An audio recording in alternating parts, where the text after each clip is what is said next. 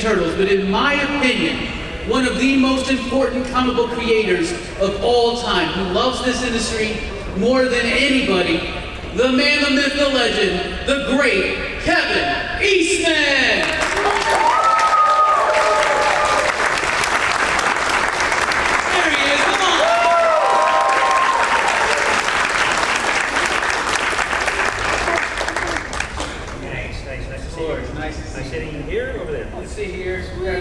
It's all good. We got the Leonardo mic.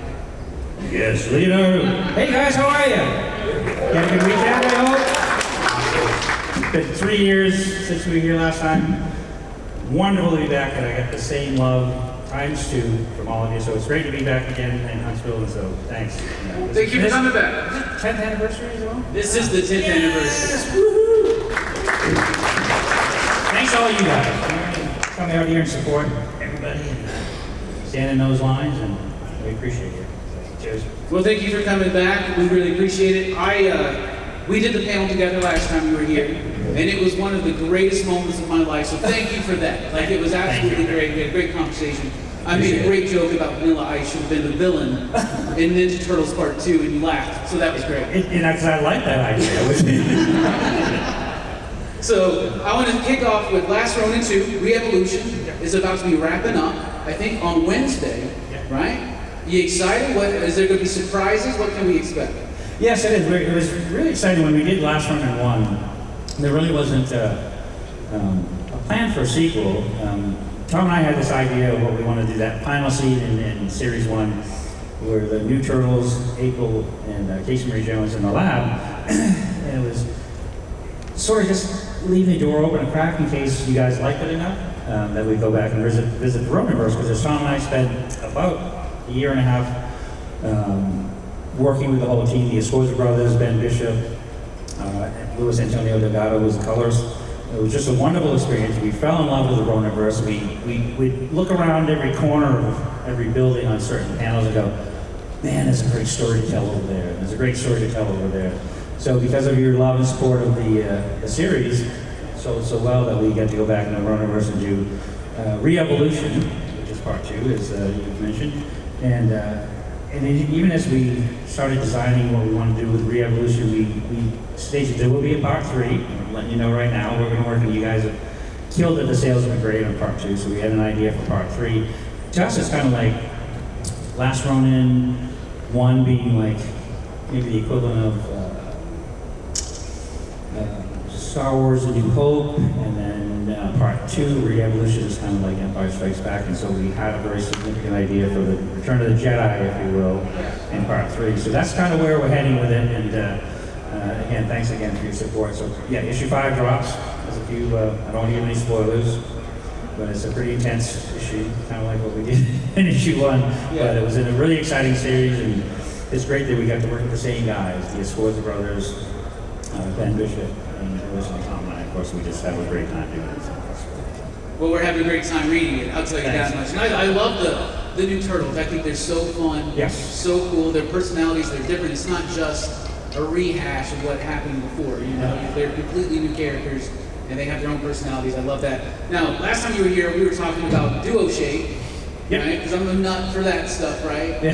And you said you had some of the last surviving pieces of it, you were using it. We've seen some of that. Have you saved any for the future? We have. Actually, there's a story, Tom and I were talking about the Roninverse.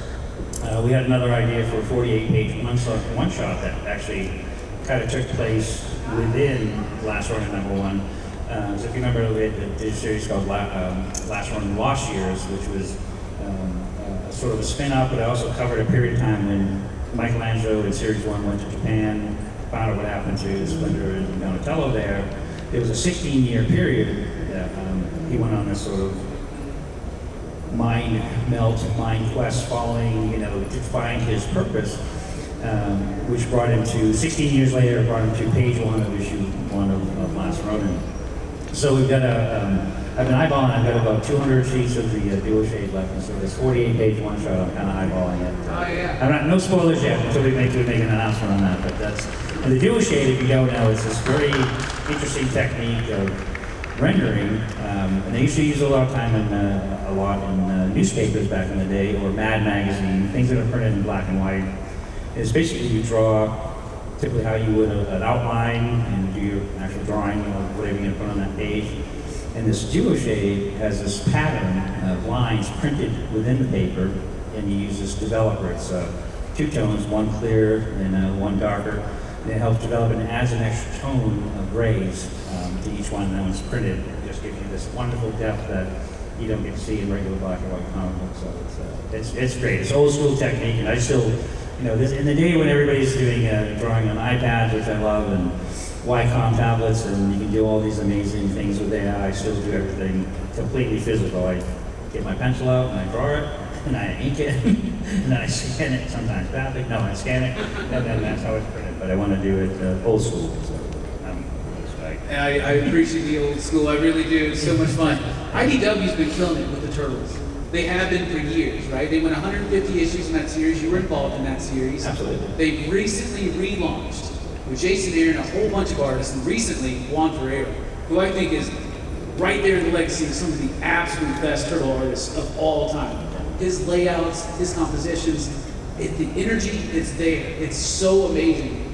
Do you have any involvement in that series, or you just kind of stepped back on this one? Just mostly watching these incredibly talented young people, Sarah, Juan, Dan, just so many of these people who are half my age, draw better than I do.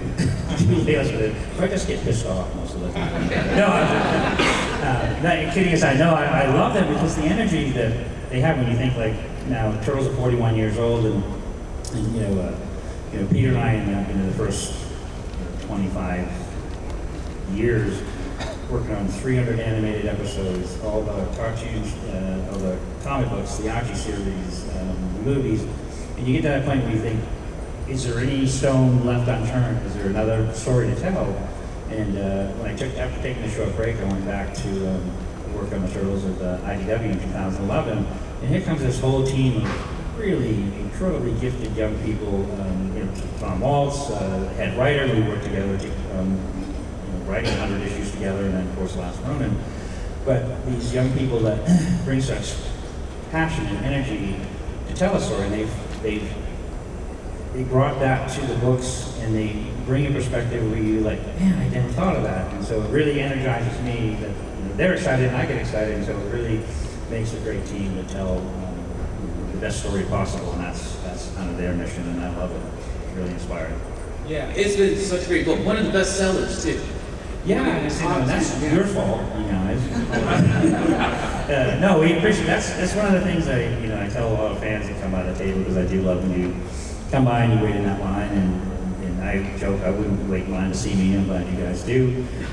But I couldn't be sitting where I am without you guys, supporting it, making those comics a success, going out to seeing movies like Mutant Mayhem, which I thought was a wonderful movie, at least we had some recovery after the Michael Bay movies. But that, just what's interesting, speaking of Mutant Mayhem, if you haven't seen it, it's worth seeing. I love it because it made me laugh out loud in a lot of ways. And Jeff Rowe was the director, and of course Seth Rogen being involved, and Evan Goldberg. But Jeff grew up as a fan of the Turtles. He showed, the first time I met him, he showed me pictures of him when he was like 4 years old, wearing the Turtles Halloween costume. Had all the toys, Dad put together the sewer place at Christmas.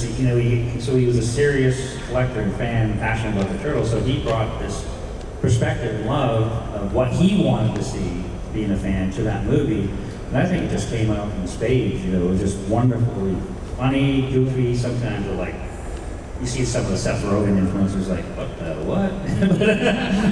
But it was a really good time. So that's the passion that super fun. All right. I want to move away from the Turtles for just a moment. I recently had a conversation with a gentleman named David Avalone. Yes. And y'all working together on Drawing Blood. Yep. The story behind the stories. I'm a huge fan. I'm loving it. Can you talk to us about that project, where it came from, and convince everybody to buy it? Because I've been trying to do that in my shop. I'm like, you need to check this book out. It's so good.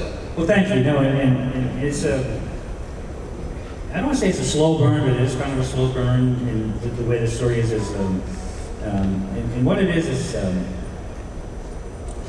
for years, my experiences in, look, Peter and I were so lucky that the dream came true for us that we got to have success with the first issue, to write and draw comic books for a living. So for us, the dream had come true. We were like, if we did nothing but drawing comic books for the rest of our life, there was nothing better in our world.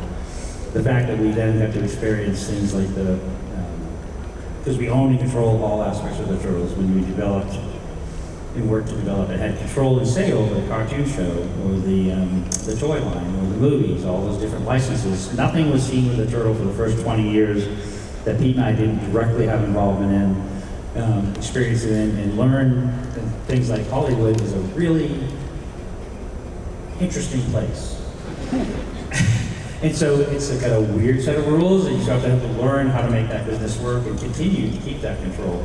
The same with the toy business. And so we had all these stories of like these just such bizarre experiences in it. So I started making this notebook of anecdotes, and then that coupled with going to many, many comic conventions over the 40 years, meet with different comic book artists, Chris Claremont and Frank Miller. You see these guys, and they're half the time we're hanging out in the hotel bar after the show, either telling Hollywood horror stories, publisher horror stories, fan experiences. So I started this sketchbook art. I called it On the Shoulders of Giants, and it was just taking all of their experiences and putting it into a character I had in mind, and not using it as an autobiography, but using my experiences as foundation, or 20%, and then building all those stories into that I've heard from everybody else into it.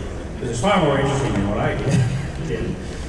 And so I came up with this idea called Drawing Blood, and I started working with David Avalone, and it's basically a fictional character, so we say it's a completely fictional true story of this guy named Shane Bookman, which is basically based on me growing up, and the Shane Bookman characters had a huge amount of success, did things like bought the Batmobile and an army tank, I don't know where that came from. He's kind of coming down the other side, and he's looking for that spark, that mojo, something to bring the love and his passion for creativity back, and his gangsters and crazy ex-girlfriends and Hollywood producers, and his gunfights. It's just, There's a crazy director telling him that his property is now going to be aliens. Exactly. Where is that? How could you come up with that? No, and even the crazy director's name is Morgan Harbor. Nothing to do with Michael Bay. And so we take so there's a lot of Easter eggs, a lot of inside humor, but there's adventure, and the art team is so fantastic. Ben Bishop is the main series artist, and he's one of those guys that draws better than I ever will. He has that ability to create the acting and the subtle moments that bring that stories to life. That Dave and I wrote the story. David does the script. Ben does the final art. I do some of the flashbacks. Another fantastic artist named Troy Little. It's a fun story. And I think that we're lucky to have the following, the sales that we have. I feel like once it gets into a trade as a full novel, I think it's going to be easier to get through the whole thing instead of a sequential issue. But we're having a blast doing it. And, if anybody's reading it, thank you for the support. It's a really good book. I would highly encourage it. I think the first collection is out. First collection, I think issue 8 just landed. It's 12 issues total, so issue 8 is just coming up now. Yeah. So, It's fantastic. Thank you for doing that too. It's so much fun. Thank you. I to appreciate pick up it. all those little Easter eggs too. Be like, oh man, that's awesome. Now I know that we talked before about your influence, especially Jack Kirby, but I know that you have a big influence with Richard Corbin, Heavy Metal Magazine. For a time, you took over Heavy Metal Magazine. Can you just tell us a little bit about that and why it was important to you? Absolutely. It's one of those things that when Heavy Metal Magazine, the first issue came out in 1977, and that was a wonderful collection of stories, short, medium, longer, and it was some of the most popular underground artists. So these are the guys like Richard Corbin, Ron Bodie, people like that couldn't, Marvel would never think of hiring him, DC would never think of hiring him, so they really published comics underground. You can only find like in record stores or smoke shops and things like that for many years. And so Heavy Metal brought him to the front and put him on a newsstand magazine, high quality newsstand magazine, combined with a lot of European artists, which it's interesting to me as my exposure and what I learned from Heavy Metal magazine is U.S. comics, thanks to McCarthyism and things like that, they had restrictions to the Comics Code Authority that kept the material for 12 years old and younger. And so, even though I still love Batman and Daredevil and those kinds of things, they were written for a much younger audience, kind of like Heavy Metal and the European comic books, they had no restrictions. They were written for comic fans of all ages. So it was like action, adventure, history, past, present, future. You go into a comic store in Paris and the comics are hardcover books. And you see people of all ages, more adults than kids in there buying and enjoying the medium.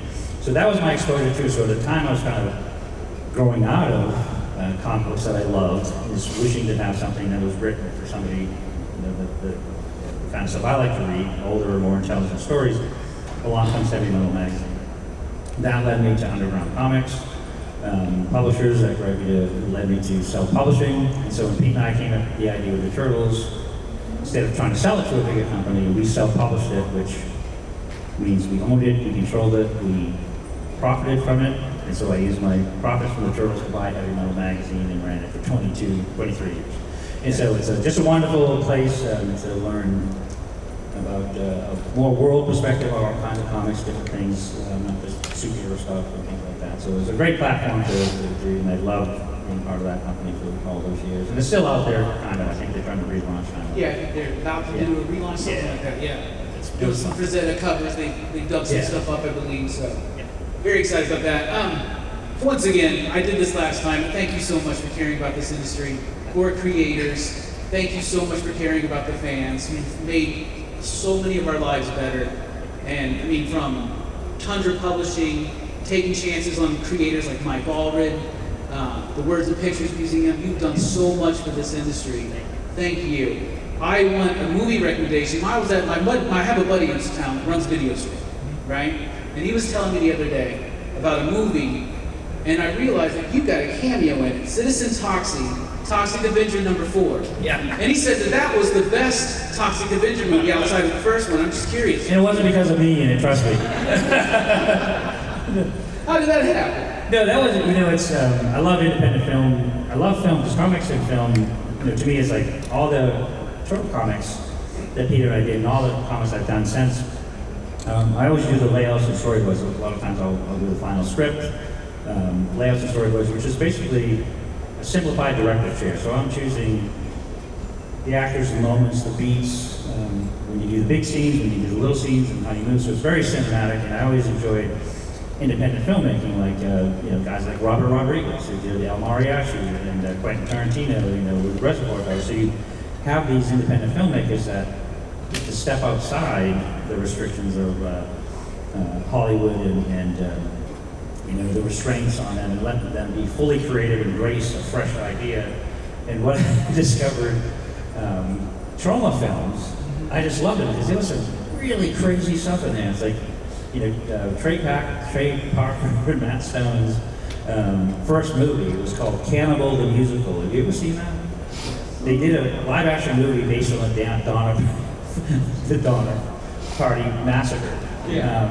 And they did this as a musical. It was like, wait, what? and so that was what I loved about trauma films, is that they supported independent filmmaking. It was just wonderfully wacky, creative ideas. James Gunn's first movie was Citizen Toxic. Was it Citizen Toxic? No, Romeo and Juliet. So James Gunn, before he became James Gunn, he said I met him at one of the film markets. We were there supporting Lloyd Kaufman, who's one of the main owner and founder of Trauma. And he had just written a book. He said, everything I learned about filmmaking, I learned from Romeo and Juliet. And he said he was paid $150 for the script and the direction. But it's like, that's how you learn, and it's like you get to be, fully creative. So so I loved it.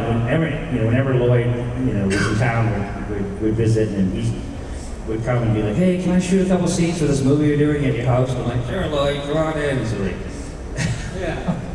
Anyway, but I loved it. That was really fun, and it's a great I'd like to see more of that. It's really wonderfully creative people doing the same kind of things that Pete and I were doing, looking for a home in self-publishing, independent comics. That's awesome. I'm gonna have to rent it and check it out. I'm gonna try to spot you. Apologize in advance. just don't rent. There's a movie called Tales from the Crapper. Just don't rent. Don't rent that one? Okay. I was in that too. Okay. Yeah. I'm gonna rent it now, buddy. So one more thing that I found out that was interesting to me was that you were commissioned to do art on the drum kit for System of a Down, among with other artists. I think Simon Bisley and Tim Vigil. Those are awesome names. It's cool. It's cool. I mean, you're part of that crew, right? But like, what was that experience like? Well, it's great. It's a fan of the easy listening band System of a Down, elevated music. Yeah. No, John, I met John DeMine, the drummer for System of a Down. Huge comic band, and I would see him every year in San Diego, and he would buy some art, and I'd buy some of his books and some of his comics. And he had this idea, because he was such a fan of so many different comic artists, that he bought a completely clean, raw, unfinished, white drum set, double bass, everything. And so he just got commissioned different artists that he was fans of, Bill Sienkiewicz, and the list is a massive list of people. Art Adams, I believe. Art Adams and stuff. And so there was one of the bass drum kits, he gave Simon and Bisley to do one side, and I did the other side of it. And I think it's still, I think he used it on a mini tour, but then he put it in, it's on display at his comic store, Torpedo in Vegas. And it's just an amazing tribute to comics, and it's just part of his love and passion for all things comics. That's awesome. What a trip. Yeah, that was great. All right, now I know that the audience, y'all have some burning questions, right? Yeah, anybody have something they want to ask, right? All right here. We'll start with you. In the 90s, there was this show that you might have heard of, Ninja Turtles Next Mutation. Yep. I was curious, because they've also done Power Rangers comic books later on. I was wondering if at any point in time in that show and comics, they ever reach out to you and say, hey, this is what we're doing, what's your opinion? Any feedback, or do they just license it and go? Well, the show that you mentioned was called The Next Mutation. And it was an interesting time because I worked on that show a lot. I worked with the writer James Clark and Lance Robbins, all the producers. One of the guys that supported the creation of Venus de Milo, the first female turtle, which fans hated. And growing up as I was Sarah Connor, Lieutenant Ripley, I'm a huge fan. April O'Neil, huge fan of strong female personalities. But the way it was approached and put out there, I think fans were just sort of, we did click just right. But I really enjoyed it. We did 26 episodes, including some Power Rangers crossovers, Turtles Power Rangers crossovers, and that day is the live action feature.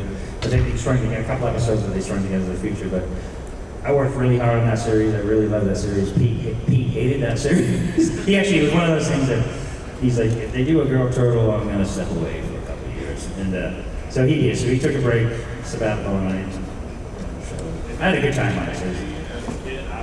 Oh, that's it. Yeah. Well, thank you. No, it's so funny, and that's what I love about working with Tom Waltz.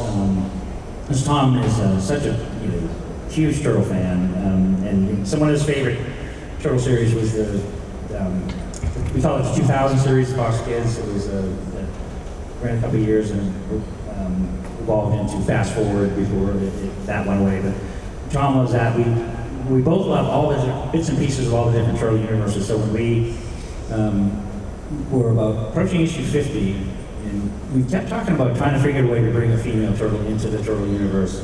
And it's sort of a happy accident where Tom came up with this idea for a character named Jenica, and she was in a foot assassin, which then was to kill Splinter, and Splinter was able to turn her to the good side, if you will, from the dark side to the good side.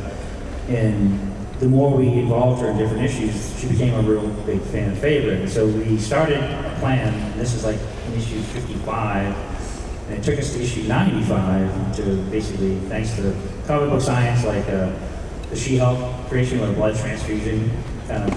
So we had a plan to bring her into Jenica as the female turtle in the turtle universe, and we sort of did it. We planned it carefully. The stories were carefully choreographed, and we put the issue out like, winced, hope for the best, and everybody's embraced Jenica, and we love it now. There's a female turtle. Great reaction. You had a really good color too, right? So yeah. We're doing yellow this time, right? Yeah. It was really fun. So I love Jenica. All right. The Red Ranger. So my question is, so there have been so many comic crossovers. Power Rangers, TMNT, Batman, TMNT, especially over here in the Mirage Studios. I know that now they just started to get anime verse and Naruto now. For you personally, because I know that I've actually talked to you about this before. You still wanted to kind of do like a community crossover, but unfortunately, how would you feel about a Thundercats crossover since we just got the email? That's great. I don't know if you guys heard. There's been so many wonderful crossovers with the Turtles, and between Ghostbusters, we've done now I think 3 Turtles Power Rangers crossovers, which are all kick butt. I love them. And even there's it's funny because the Batman Turtle crossover came from. I was a huge fan of. Actually, the first live action movie I ever went to, my sister took me to see Planet of the Apes, and I fell in love with it, and it just blew my mind. And Jack Kirby, when he was at DC, created a comic series called Commandy, The Last Boy on Earth, and it was set in a Planet of the Apes universe, but it not only had apes, but all kinds of animals that had taken over and were ruling the Earth. And humans have been reduced to the lowest animal form of life, so to speak. And so I kept pitching IDW. I said, I want to do a Turtles Commandy crossover because it's a source of mutant animals. That was a big inspiration, I think, that helped evolve the Turtles. And if you think about it, the Turtles going to a world where animals rule would be kind of a place they might find interesting as opposed to hiding and whatever in New York City. Yeah. So they finally put together a nice pitched it to DC, and Jim Lee was like, nobody knows who Commandy is. Why don't you do Turtles Batman? And you're like, didn't know that was on the table. And so, they brought in the incredible James Tinian, who wrote not only the great series, the first 6 issues. Freddie Williams was the main series artist, but then you guys fell in love with him. So we did 2 other series on that. So that led to some other, more recent crossovers. But I'm going back to that because Freddie Williams' dream is the Turtles Thundercats. It's like he wants to do Turtles. He's been working on the Turtles He-Man crossover, but he's huge Thundercats. So we're hoping to see that evolve. Do you think that there will be more crossovers with the Mirage Turtles? Because I know that they recently did Stranger Things. That was so cool. It's one of those when they originally pitched it like a Turtles Stranger Things. I was like, I love the Stranger Things series, and I was like, well, they said, well, it was set in '84, the mid '80s, and I said, man, that's gonna be. It just felt like a bit of a stretch to make it work, but man, they brought in a great writer, and Pharaoh is the artist on that series, and it really came together wonderfully. So, it's great that we have that possibility with the Turtles. My number one crossover dream is Turtles Daredevil. That's just that would be that's bucket list kind of stuff. Same origin, right? Yeah, same. Yeah, exactly. I met Stanley once many years ago. Rest his soul, R.I.P.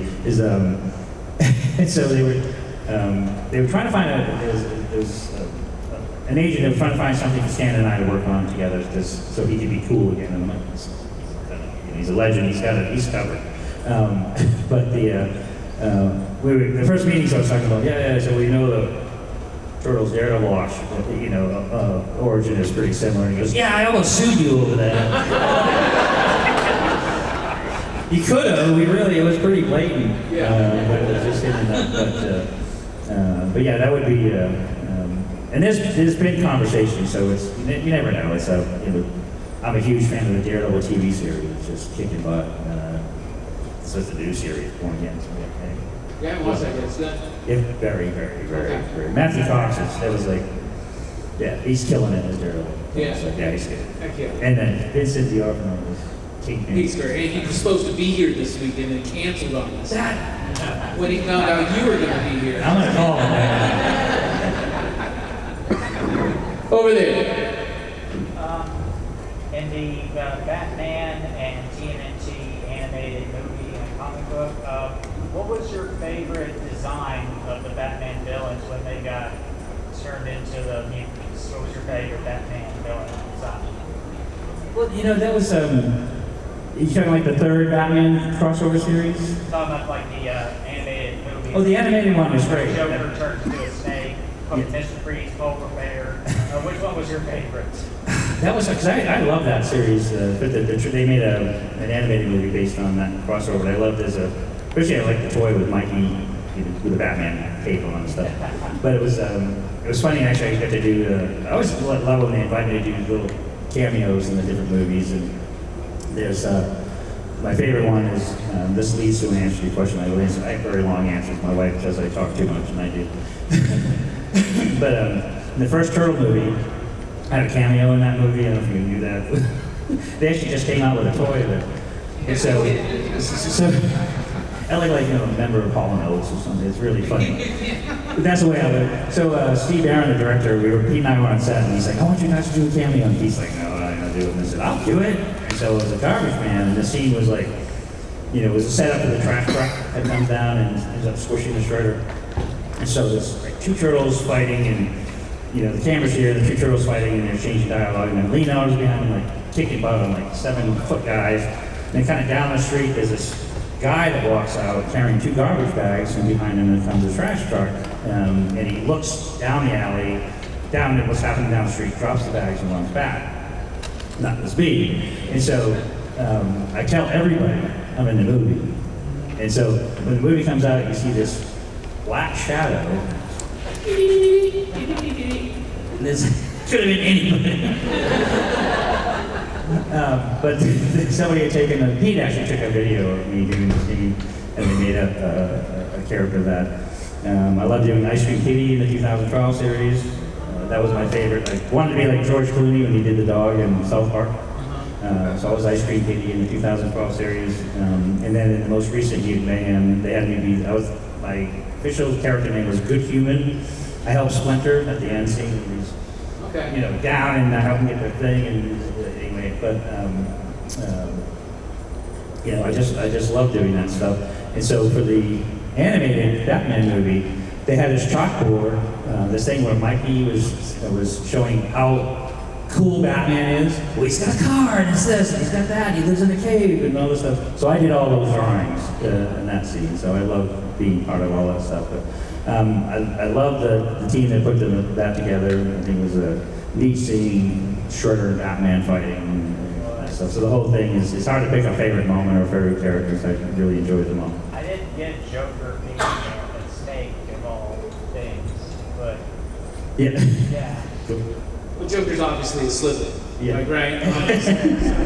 Well, it's weird. In the third Batman series, the comic book series, they did this weird thing where they had one of those dimensional things where the Turtles universe and the Batman universe got mixed up. So when you first see him, as Batman grew up with the Turtles and Splinter trained them all, and each of the Turtles is dressed as one of the different Robin characters. And so like Joker and Shredder were mixed up.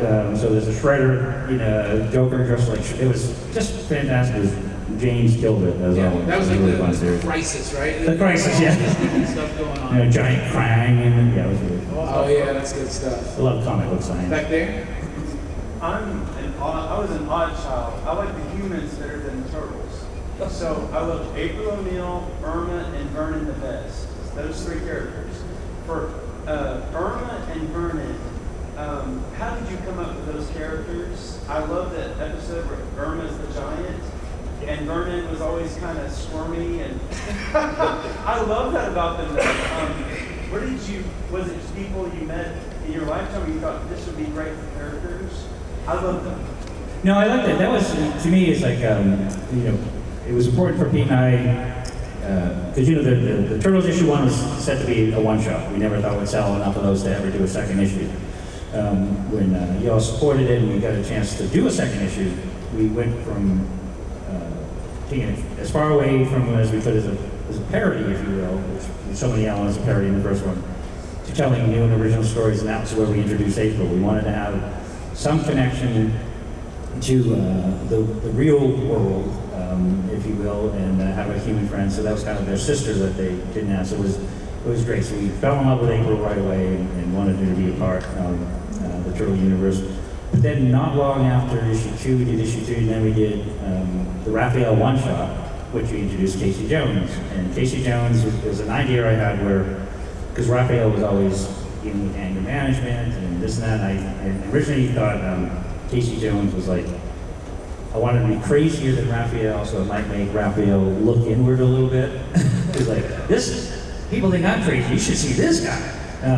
But they ended up being best friends, and I love adding different human characters because it's really, it's a connection to other parts of the world that gives you a stronger foundation to tell more stories in. So when we did the animated series, that was important to us to have not only April as one of the, that's where we changed it from a scientist in the comic series to a reporter, because then it was more direct involvement. She could be a bigger part of all of their adventures. And then, her support team, it was just fun to come up with characters that were based on a number of,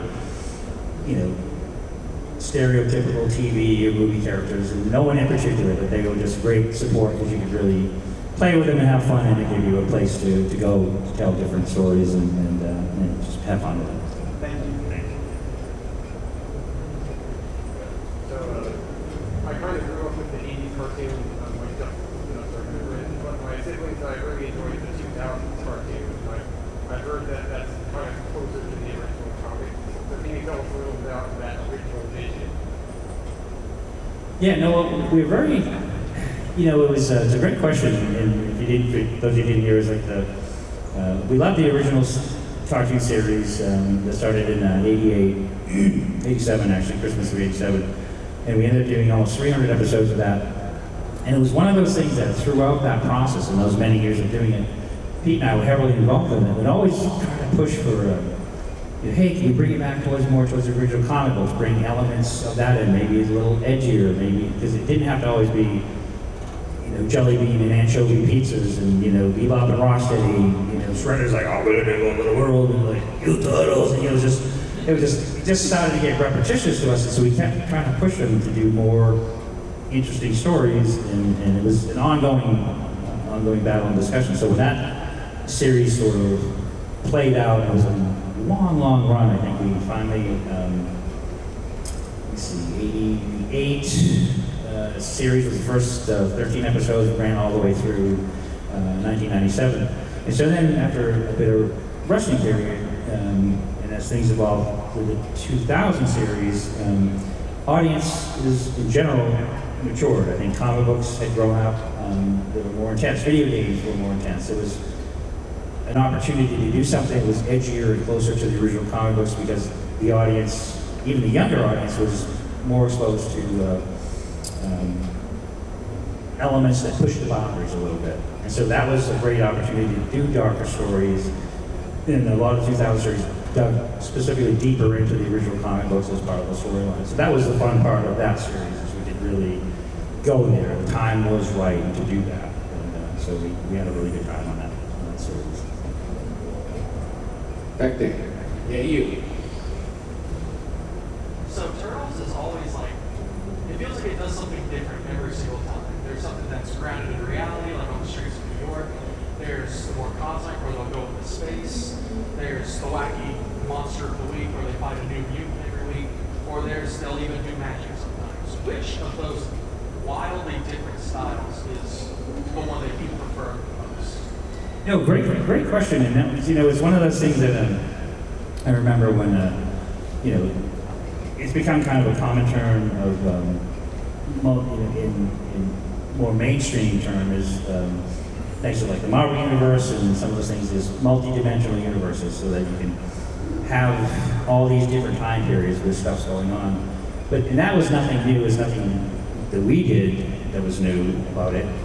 At one time I remember there was 5 different Spider-Man comics going on at the same time. Peter Parker Spider-Man, Amazing Spider-Man. And with the Turtles we were lucky because when we had the original comic book series and when we worked on the animated series, we said, well, Pete and I specifically made changes to colored bandanas, changing some of the origin, some of the writing for 5, 6, 7-year-olds in the animated series. but we kept our black and white universe to the side. We kept telling those kind of edgier stories that we had, and then we had this evolution to the first Turtle movie, which was kind of in the middle of the cartoon series and the black and white comic books. And so I feel like suddenly here we were, we've got 3 different universes of Turtles. And that kept evolving to the next mutation series that we talked about, the 2007 movie,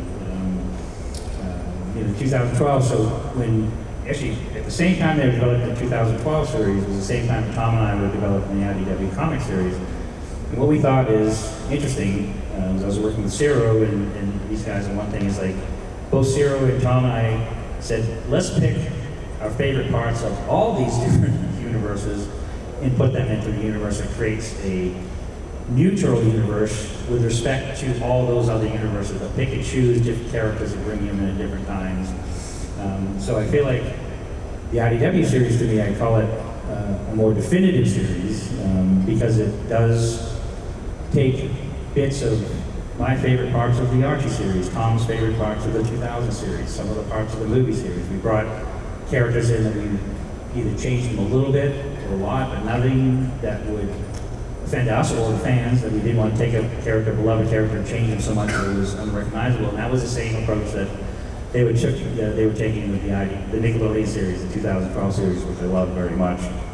And so I feel like those 2 series, to me, are the most interesting because I love them all, but I love those 2 series because we got to pick and choose our personal favorites of all the others and put them into a new one. So I guess that's, if I had to pick 2 that I'd like, I'd say those 2. But to me, when you look at the first Turtle movie, it has not been and there will never be another perfect Turtle universe as that first Turtle movie. And I wish we could have stayed in that first movie universe for many movies to come. Yeah. That's my favorite one. Well, unfortunately, that's all the time we have. It is? It is. What? That was a breeze. But thank you so much, everybody. Give them a round of applause.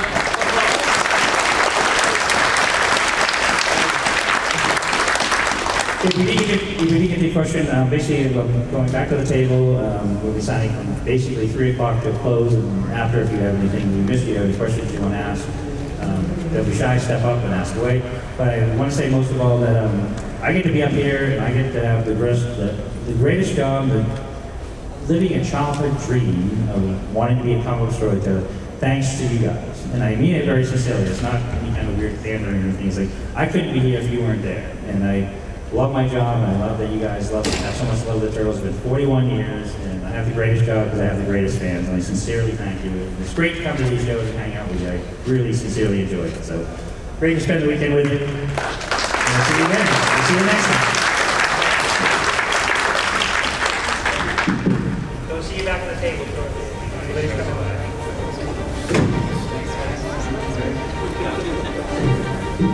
As a reminder, when leaving the pavilion, please open those doors slowly.